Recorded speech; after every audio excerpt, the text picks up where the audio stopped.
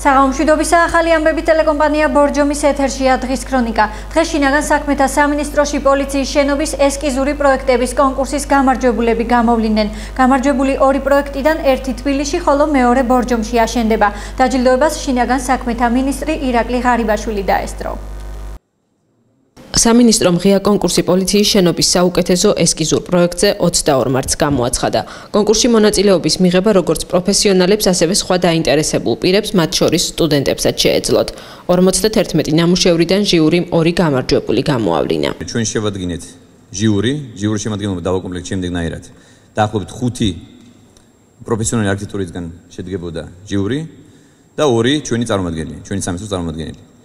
ჟიური მიიღო ობიექტური განწყობილება, მე ვფიქრობ, რომ ეს არის პრეცედენტი, ეს არის ახალი მიდგომა საკითხებისადმი, რომ აღარ ხდება ქვეყანაში ამ სამინისტროში ერთპიროვნული განწყობილების მიღება. ჩვენ პირიქით დავეკითხეთ აზრი პროფესიონალებს, ჩვენ მათ მოვუსმინეთ და მათ მიიღეს განწყობილება. ჟიურის არქიტექტორი ნიკოლოზ შავიშვილი ხელმძღვანელობდა. კონკურსი მიმდინარეობდა ორ დავალებაზე. პოლიციის შენობა მსხვილი ქალაქისთვის და მაგალითად იქნა არჩეული თბილისის გაგარინის მოედნის მიმდებარე ტერიტორია და პოლიციის შენობა მუნიციპალური ცენტრისთვის და მაგალითი იქნა არჩეული მტკვრის სანაპირო ქალაქ ბორჯომში. კონკურსი გახდათ ანონიმური, როგორც ეს საერთოდ მსოფლიოში მიღებული არის, ანუ ჩვენ არ ვიცით გამარჯვებულთა ვინაობა, 6 ნიშნა ნომრით იქნა დაფარული ყველა ნამუშევარი და მოწოდებული მათი გვარები ცალკე კონვერტებში. თბილისის პოლიციის შენობისთვის საუკეთესო პროექტის ავტორი დიმიტრი მოძმანაშვილი გახდა, რომელიც არქიტექტურულ კომპანია დემარკს წარმოადგენდა. ხოლო ბორჯომის პოლიციის შენობის პროექტის გამარჯვებული ავტორი ახალგაზრდა არქიტექტორი ლაშა ბარბლიშვილი გახდა. გადავწყვიტე, რომ ეს საზოგადოებრივი სივრცე არ ჩაკეტილიყო და შენობაში გავატარე, ასე ვთქვათ, ეს ხალხის მოძრაობის ეს ალღა და ამან შექმნა ძირითადი არქიტექტურული სახე. დანარჩენი შენობა არის, ანუ ამ გვირაბის გარდა, სადა ძალიან მარტივად აშენებადი და საერთოდ სიახლეც. თითოეულ ნომინაციაში გამარჯვებული შინაგან საქმეთა სამინისტრომ 5000 ლარის ოდენობის ფულადი პრემიით დააჯილდოვა. დღეს ბორჯომში საქართველოს ტექნიკური უნივერსიტეტის სტუდენტები ჩამოვიდნენ. სტუდენტებმა სადგერში არსებული სასმელი წყლის გამწმენდი სადგური დაათვალიერეს და წყლის გაფილტვრის პროცესს დაესწრნენ. სადგერში არსებული სასმელი წყლის გამწმენდი სადგური ექსპლუატაციაში 2012 წლის ბოლოს შევიდა. როგორც სპეციალისტები ამბობენ, ეს არის საქართველოში ყველაზე თანამედროვე წყლის საფილტრი ნაგებობა.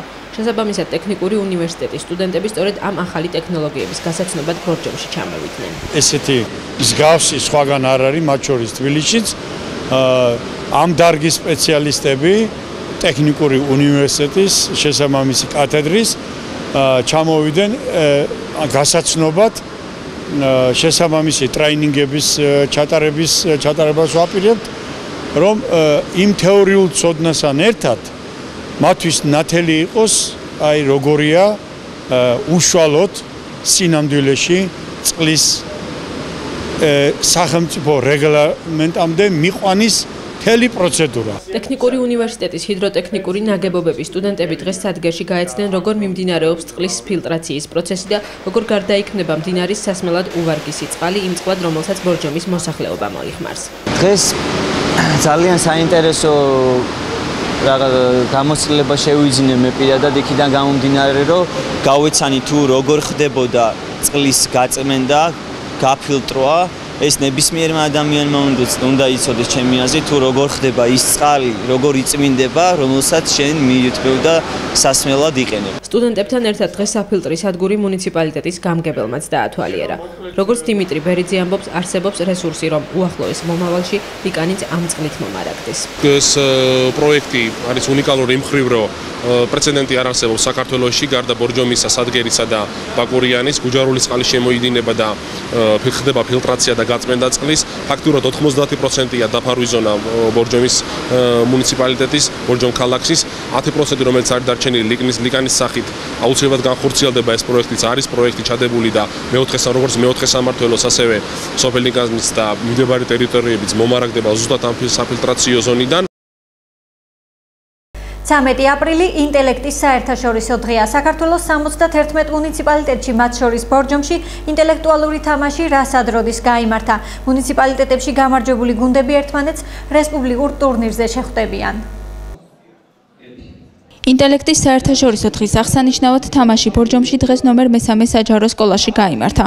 ლოგიკური აზროვნების გამოვლენასა და ქულების დაგროვებაში ერთმანეთს მუნიციპალიტეტის 16 საჯარო სკოლა შეეჯიბრა. ინტელექტუალური თამაში რასად როდის ქვეყნის 71 ქალაქში ერთდროულად ჩატარდა. მას საფუძველი გასულ წელს ჩაეყარა. შარშან ჩვენი გუნდი 70 საუკეთესო გუნდ შორის გავიდა მე-9 ადგილზე.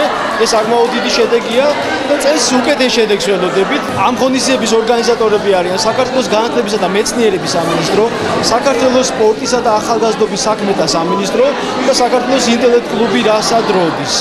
ხოლო რეგიონებში ამ ღონისძიებას ორგანიზებას უწევენ ადგილობრივი მუნიციპალიტეტები და ადგილობრივი რესურს ცენტრები. ინტელექტუალური თამაში ორ ტურად ჩატარდა და 24 კითხვა დაისვა. გამარჯვების მოსაპოვებლად იბრძოდა თითოეული გუნდი. პირველი სკოლას წარმოვადგენ მე და უკვე დაახლოებით ერთი თვეა რაც სკოლის დირექტორმა გაგვაფრთხილა ამ თამაშის შესახებ და ვემზადებოდით. 12 კითხვა იყო ჯერჯერობით პირველი ტური ჩატარდა და 4 კითხვას სწორად გავაცით პასუხი და გვაქვს შანსი რომ გავიმარჯვოთ და დიდი იმედი მაქვს ამის. ჩვენ ვართ ახალდაბის საჯარო სკოლა. 12 კითხვა დაისვა, სულ და დავაგროვეთ 4 ქულა.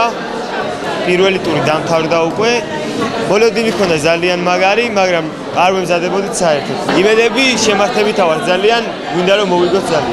16 გუნდიდან გამარჯვებული დღეს ბორჯომის ნომერ მე-3 საჯარო სკოლა გახდა. ინტელექტუალური თამაშის რასად როდის მომდევნო ეტაპი თბილისში გაიმართება. 71 მუნიციპალიტეტის 71 გუნდი ერთმანეთს რესპუბლიკურ ტურნირზე შეხვდება. გუნდები, რომლებიც გაიმარჯვებენ მუნიციპალიტეტში, უკვე წავლენ და ითამაშებენ რესპუბლიკურ ტურნირს თბილისში. იქ გამარჯვებულ გუნდებს გუნდს მიენიჭებათ რესპუბლიკის მოაზროვნე გუნდის ტიტული და გადაეცემა შესაბამისი პრიზები. ვუსურვებ წარმატებას თითოეულ მოთამაშეს, ვინც თამაშობს დღევანდელ ტურნირს, თითოეულ მოთამაშეს აქ ადგილზე გახდონ ჩემპიონები და ასევე წარმატებას ვუსურვებ რესპუბლიკურ ტურნირში. დარგე შენი მომავალი, ასე ქვია გამწვანების აქციას, რომელიც ხვალ ბორჯომში გაიმართება. პროექტი გარემოს დაცვის სამინისტროსა და კავკასიის გარემოს დაცვითი არასამთავრობო ორგანიზაციების ქსელის ორგანიზებით ხორციელდება. აქციის ფარგლებში ბორჯომში სხვადასხვა ადგილზე 700 ძირით ცაცხვის, იფნის, ნეკერჩხლის და კვიპაროსის ნერგები დაირგვება. ჩვენ კარგად ვიცით, რომ გვაქვს გარკვეულწილად ეკოლოგიური პრობლემები ხე-ტყესთან დაკავშირებით, არის უამრავი ხე-ტყე გაჩეხილი, ამიტომ გარემოს დაცვის სამინისტრო და ერთ-ერთი არასამთავრობო ორგანიზაცია ჩაერთო ამ პროცესში, მივესალმებით ამ პროცესს, აუცილებლად ჩართულები იქნებიან ახალგაზრდებიც, მათ გადმოგცეს 700 სხვადასხვა ჯიშის ნერგი, ჩვენ კვირას 12 საათზე ვაპირებთ გამგეობის შენობასთან სხვადასხვა სამსახურებით დახმარებით ამ პროცესებში რომ ჩავერთოთ და დავრგოთ და შევიტანოთ ჩვენი წვლილი, მოხდა დარგვა ქალაქ ბორჯომის სხვადასხვა ტერიტორიებზე, მათ შორის ფაფაში, პარკში, აგრეთვე სადგერისა და პლატოს მიმდებარე ტერიტორიებზე.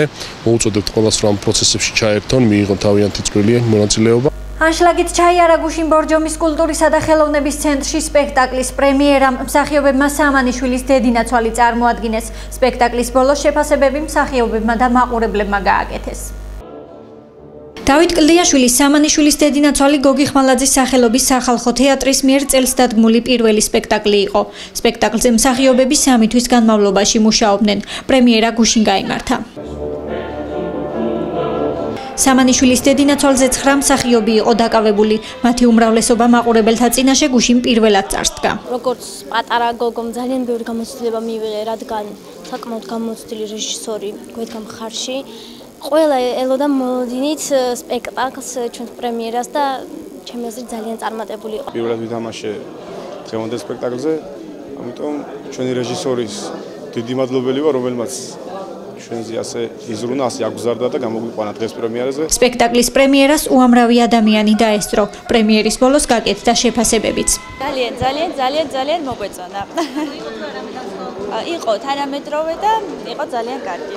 არაჩვეულებრივი საღამო იყო, მთლიანად სავსე ვარ ემოციებით, დატვირთული ძალიან და ყოჩახ მართლა ეთყობა ხელი, ძალიან ვისიამოვნეთ. მე შევაფასებ დადებითად დღევანდელ დღეს. დანარჩენს ალბათ მაყურებელი შეაფასებს და ეს ხმები, რომელიც აქედან გავა და ეს ენერგია იტყვის თავის საქმეს დანარჩენს. სპექტაკლის რეჟისორი ზაზა კიკნაველიძეა სამანიშვილის დედინაცვალი მისთვის ბორჯომის კულტურისა და ხელოვნების ცენტრის სცენაზე დადგმული პირველი სპექტაკლია. მე მგონი თბილად მივიღო პუბლიკამ. მსახიობი ყოველთვის ხვდება, როდესაც მას სტაჟს უკრავენ, ეს მას დამსახურებულად ეკუთვნის თუ არა. და რაღაცნაირად ჩვენ გახარებული ვართ იმ პრემიერის გასახ ყველა კი გვილოცავს, მაგრამ რაღაცნაირად შინაგანი სიამაყე გვაქვს იმისა, რომ რაღაცა მცირეოდენ ეს წარმატება ჩვენ მე მგონი დავიმსახურეთ. სამანიშვილის დედინაცვალის ჩვენება კიდევ ერთხელ ხვალ 16 საათზე გაიმართება. ასეთი იყო დღევანდელი ახალი ამბები, მე გემშვიდობებით ნახვამდის.